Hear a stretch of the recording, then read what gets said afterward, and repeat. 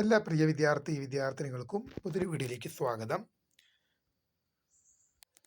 നിങ്ങൾ ഇപ്പോൾ കണ്ണൂർ, കേരള, കാലിക്കറ്റ്, MG ഏതെങ്കിലുമൊക്കെ യൂണിവേഴ്സിറ്റികളിൽ ഡിഗ്രി പ്രവേശനം നേടിയ വിദ്യാർത്ഥിനികളായിരിക്കാം.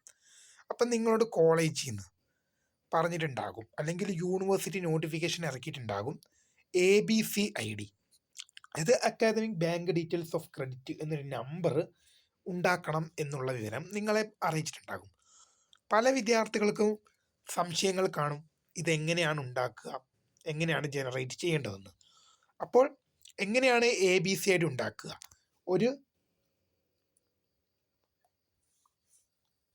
ഫോൺ ഉണ്ടെങ്കിൽ നിങ്ങൾക്കും ഇതുണ്ടാക്കാം എന്നുള്ളതാണ് ഏറ്റവും പുതിയ വാസ്തവം.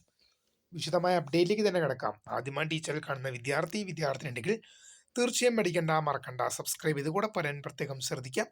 സബ്സ്ക്രൈബ് ചെയ്തതിനൊപ്പം നോട്ടിഫിക്കേഷൻ ബെല്ലേക്കുള്ള ഓപ്ഷൻ എനേബിൾ ചെയ്യുക. ചാനൽ വീഡിയോസ് നിങ്ങൾക്ക് ഉപകാരപ്രദമാകുന്നുണ്ട്, തീർച്ചയായും ലൈക്കും കൂടി ചെയ്യുക. അതുപോലെ നിങ്ങളുടെ സുഹൃത്തുക്കളിലേക്ക് ഷെയർ ചെയ്ത് കൊടുക്കാനും കൂടി പ്രത്യേകം ശ്രദ്ധിക്കാം. അതുപോലെ തന്നെ നമ്മുടെ ചാനൽ വാട്സപ്പ് ചാനൽ ജോയിൻ ചെയ്യാനുള്ള ലിങ്ക് നിങ്ങൾക്ക് വീഡിയോയുടെ ഡിസ്ക്രിപ്ഷൻ ബോക്സിൽ നൽകുന്നതായിരിക്കും. അപ്പോൾ നമുക്ക് നേരെ വളരെ സുപ്രധാനവും വളരെ പ്രധാനമറിയിക്കുന്ന വാർത്തയിലേക്ക് തന്നെ എടുക്കാം.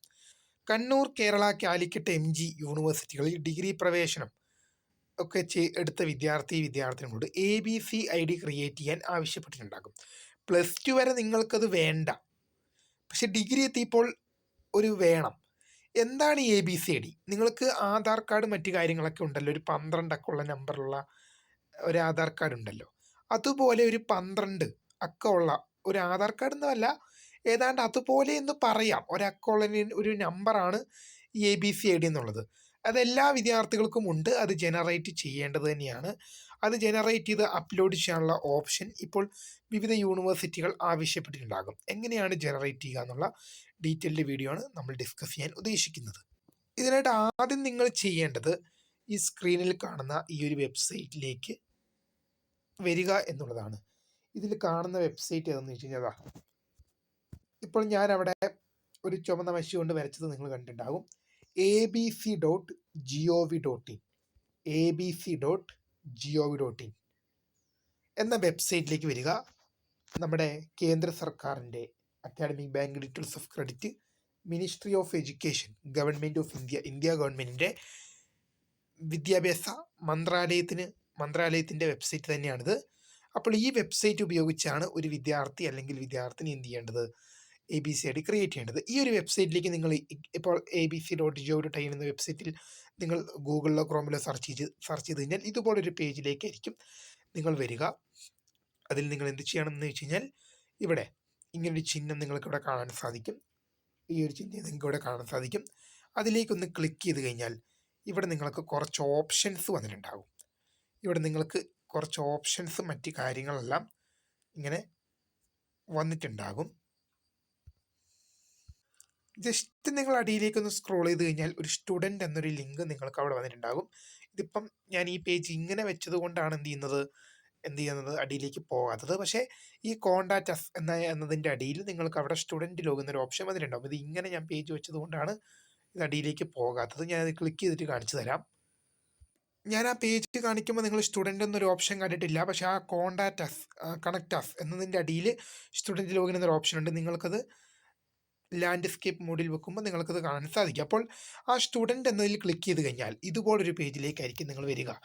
ഇവിടെ നിങ്ങളുടെ മൊബൈൽ നമ്പറും പിന്നും സെറ്റ് ആക്കാനുള്ളൊരു ഓപ്ഷൻ ആയിരിക്കും കാണുന്നത്. ഇത് ഓൾറെഡി ഈ ഒരു വെബ്സൈറ്റിൽ നിലവിൽ ഒരു യൂസർ ഉള്ളവർക്കും ഈ പേജ് ഉള്ളത്. ഇനി ഈ വെബ്സൈറ്റിൽ ഇപ്പോൾ +2 കഴിഞ്ഞ വിദ്യാർത്ഥികൾ ആദ്യമായിട്ടായിരിക്കും ഇങ്ങനെ വെബ്സൈറ്റ് തന്നെ കാണുന്നത്. അപ്പോൾ അങ്ങനെ വരുമ്പോൾ ഈ സ്റ്റുഡൻറ്റ് ഇതിൽ ഇങ്ങനെ ഒരു പേജ് വന്നു കഴിഞ്ഞാൽ നിങ്ങൾ ഇതിൻ്റെ അടിയിലേക്കൊന്ന് സ്ക്രോൾ ചെയ്യുക. സ്ക്രോൾ ചെയ്ത് കഴിഞ്ഞാൽ ന്യൂ യൂസർ എന്നൊരു ലിങ്ക് നിങ്ങൾക്ക് അവിടെ വന്നിട്ടുണ്ടാവും. അതിൽ ആ സൈനപ്പ് എന്നതിൽ ക്ലിക്ക് ചെയ്യുക.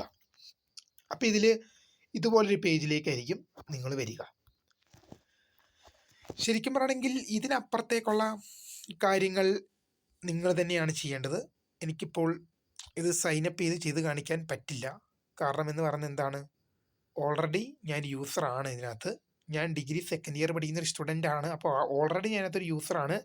ഇവിടെ നിങ്ങളുടെ എന്ത് ചെയ്യുക, ഫോൺ നമ്പർ ക്ലിക്ക് ചെയ്യുക.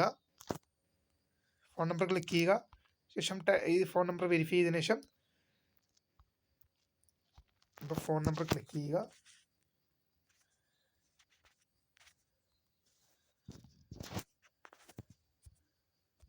ഓക്കെ, ഇതിൽ ഫോൺ നമ്പർ ഞാൻ വെരിഫൈ ചെയ്തിട്ടുണ്ട്.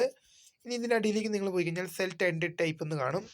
ഇതിലേതാണോ നിങ്ങൾക്കുള്ളത്, പാൻ കാർഡ് ഉണ്ടെങ്കിൽ അത് കൊടുക്കുക, എൻ്റെ ആധാർ നമ്പർ കൊടുക്കുക, എൻ്റെ ആധാർ നമ്പർ കൊടുക്കുക, ഫുൾ നെയിം കൊടുക്കുക, ഡേറ്റ് ഓഫ് ബർത്ത് കൊടുക്കുക, നിങ്ങളുടെ ജെൻഡർ എന്താണ്, യൂസർ നെയിമും ഒരു പാസ്വേഡും ക്രിയേറ്റ് ചെയ്യാനുണ്ടാവും. ആ യൂസർ നെയിമും പാസ്വേഡ് നിങ്ങൾ ക്രിയേറ്റ് ചെയ്തതിനു ശേഷം I consent to terms of use എന്നതിൽ ക്ലിക്ക് ചെയ്ത് വെരിഫൈ ചെയ്തിട്ട് നിങ്ങൾക്ക് മുന്നോട്ട് പോകാൻ സാധിക്കുന്നതായിരിക്കും എന്നുള്ളത് ഓർത്തിരിക്കേണ്ടതാണ്.